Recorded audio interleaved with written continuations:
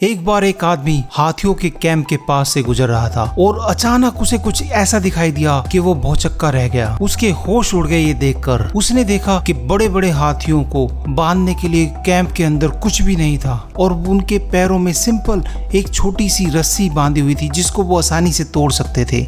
ना ही कोई लोहे की चेन थी, ना ही कोई पिंजरा था, लेकिन फिर भी वो हाथी कैंप से बाहर नहीं भाग रहे थे। वो आदमी बहुत हैरान रह गया और उसके मन में काफ़ी उत्सुकता हुई कि ये हाथी इस तरह से कैंप को छोड़कर क्यों नहीं जा रहे हैं। और उसके मन में ये जानने की काफ़ी उत्सुकता हुई कि ये जो हाथी हैं वो कैंप से भाग क्यों नहीं रहे हैं। एक छोटी सी रस्सी जिसे वो आसानी से झटक के तोड़ सकते हैं, वो क्यों नहीं जा रहे हैं और वो किस तरह से वहीं पर बंधे हुए हैं।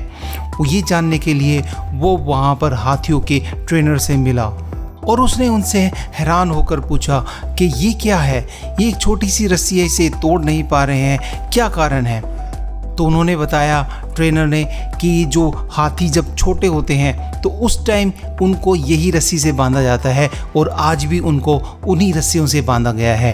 क्या कारण होता है कि जैसे कि छोटे होते हैं तो उस टाइम ये रस्सी काफ़ी सही होती है, मजबूत होती है इनको बांध कर रखने के लिए, लेकिन जैसे जैसे वो बड़े होते हैं उनके दिमाग में ये बात आ जाती है कि वो इस रस्सी को नहीं तोड़ सकते और वो इस रस्सी को तोड़कर छुड़ाकर वहाँ से नहीं भाग सकते और वो इस बात में बिल्कुल बिलीव करने शुरू कर देते हैं और यही कारण है कि वो कैंप से बाहर नहीं भाग सकते। और इसीलिए हम कोई भी रस्सी के अलावा कोई चेन या फिर केज या फिर कोई पिंजरा नहीं यूज़ करते हैं और ये छोटी सी रस्सी ही उन्हें संभालने के लिए काफ़ी बेहद है ना। कितनी रोचक बात। तो यही सब हमारे मनुष्यों पे भी अप्लाई होती है।